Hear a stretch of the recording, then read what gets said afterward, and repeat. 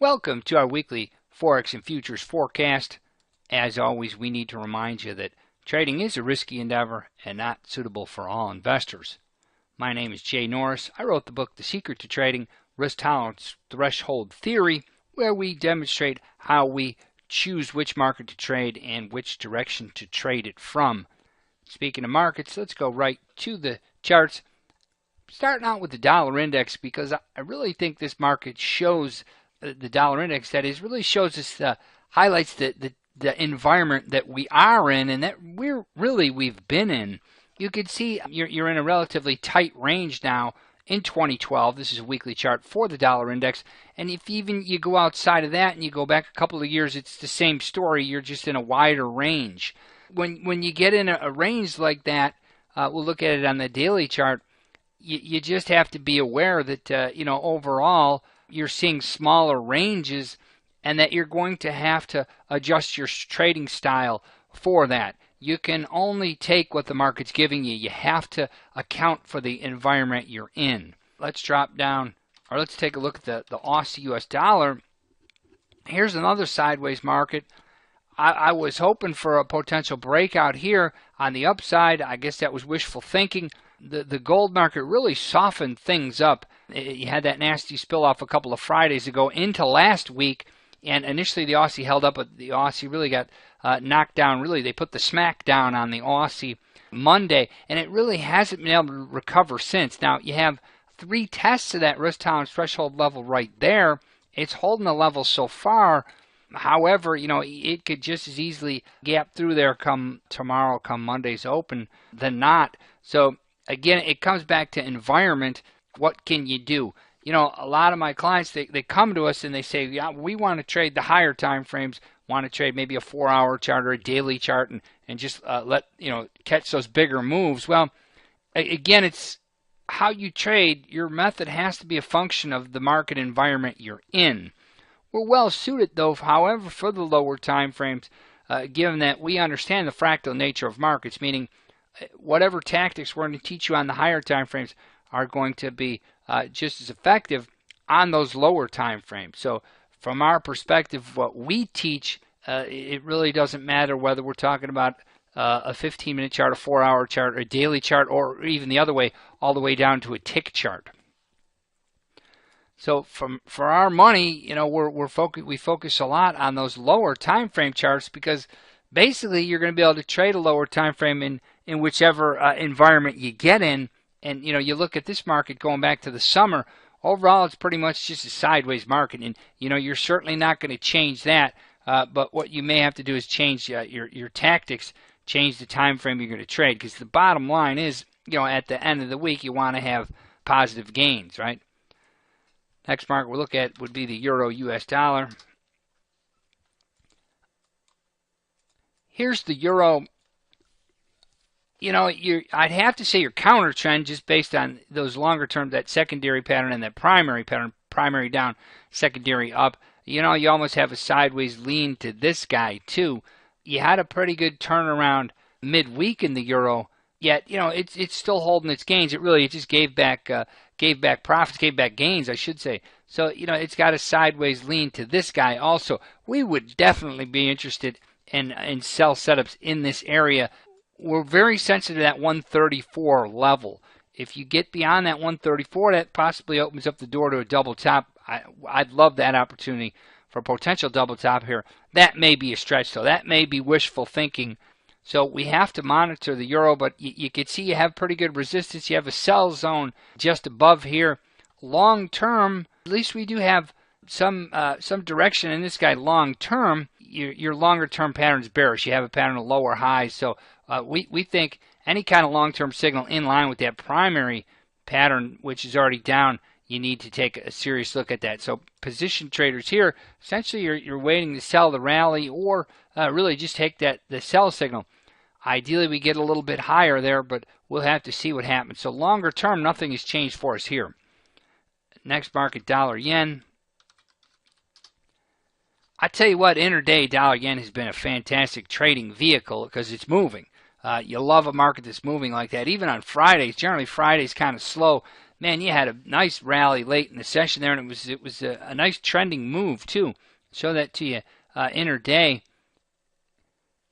Here's the 4-hour chart, and you know it held the bounce here. It held 96 even. Then you firmed up, and it just kept coming.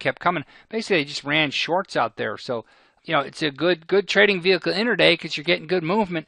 You know, it reached our long-term target of par, and then I thought we had a pretty good turnaround there, but it's coming right back. So it again comes back to you really need to be able to put yourself in a position in these markets to really take advantage of whatever the market's throwing at you. And if you pigeonhole yourself by saying, "Hey, I'm going to trade a higher time frame chart," then you can put yourself at a disadvantage. Again, I think you have to have a method that, if it's going to work on a higher time frame, you can make the adjustment and also trade it on a lower time frame. You really can get away with that because of the fractal nature of markets. Markets, no doubt about it, are definitely scalable. And once you figure out that scale, then you can just take advantage of the repetitive nature of it. Let's take a look at the gold market because that took us on a wild ride. It really came as no surprise, though, because you could see your patterns were down here all along. That all-important secondary pattern was down, no doubt about it.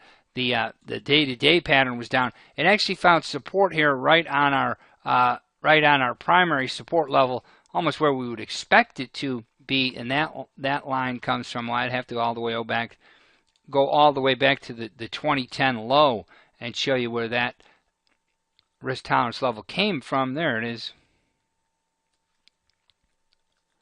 Right there, bingo, right? So it got all the way down there. We said that last week. We said, well, we think we'll see the 13 handle, and sure enough, you did. We didn't think you'd see it that quick, but that's markets. Once a market loses, comes out of balance like that and becomes unbalanced, and all those intermediate and short-term patterns swing lower, that's what's going to happen. So gold found support. We wouldn't be surprised if it actually did start to stabilize there. Hard to get a good look at it right now. It's still going to be pretty volatile. Wouldn't surprise us if you still see some bigger swings here either way. We prefer trading the currency markets. You have lower non-systemic risk. Commodities, you don't have that. Commodities tend to be a little bit riskier. Speaking of commodities, let's take a look at the crude oil market because that's probably even more influential. Well, it's definitely more influential than the gold market. We love seeing lower crude oil prices because that's going to be good for the economy. That'll tend to support your stock market overall, Aussie dollar overall.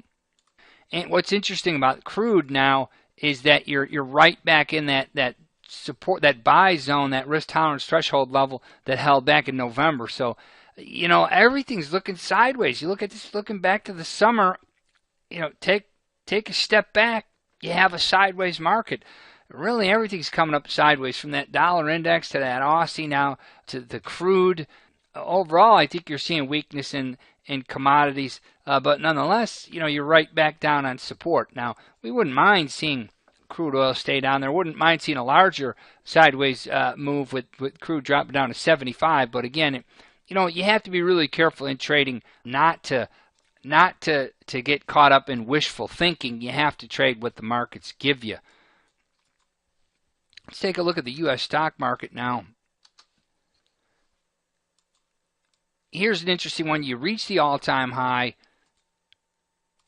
and bam, like it hit its head on the roof. Now, keep in mind when you pop out to a monthly chart, from my perspective, this looks pretty bullish. Actually, I suppose we could go with the let's go with the Dow chart so you can see. So you get a little bit more history on it. We'll go to cash Dow chart. There it is. That's why I say this market looks somewhat bullish, because you made the higher high. Here's the point I want to make. We can go back to the S&Ps, see if we can get a cash chart. Well, I don't have the cash. I can't think of the cash offhand. Here's what looks bullish to me in the S&Ps long term, mind you, that you have a potential breakout here. This market's been, speaking of sideways markets, this guy's been sideways for 13 years. Now, potentially, you get a breakout above there, you can see the slow crawl higher. So I think that's something you have to keep in mind also. But, you know, you never know. Corrections happen. as the old saying goes. And the hardest thing in trading, other than letting a profit run, is to try to predict corrections. Market banged its head in there. Here's what looks interesting intraday, though. You have pretty good support here, really good support, I'd say. And the market respected it. The market held. So the market closed towards the highs of the session on Friday. It may not look like much on the daily chart, but nonetheless, you're taking out that longer-term trend line right there, or that intermediate-term trend line right there. So you have to watch the stock market. It's got too long of a track record of blowing shorts out. We think it's a little bit premature to go short on this market. It doesn't pay to guess, try to pick tops and guess when a market's going to turn. You still have to respect the long-term pattern here. From all our studies are still pointing higher. So let's see if that level holds. A lot of people keep asking me, hey, when do you think that market's going to top out? I don't know. A wise man once told me the best thing you can tell yourself as a trader is, I don't know. It's going to keep you out of trouble. You don't want to trade when you don't know. You want to trade when you have definition. So we'll just leave it at that. From our perspective, you still have to look at stocks as a two-way market for sure. And you have to be prepared really to trade both sides. But right now, we just stick with that overall trend. So, hey, if you want to see what we're doing at Trading University, you can come to our site and click on Market Commentary. You'll have access to this video along with our Seeking Alpha blog. There's a link just below this video also if you want to take a look at our book, The Secret to Trading. Hey, thank you so much, and we'll catch you next week.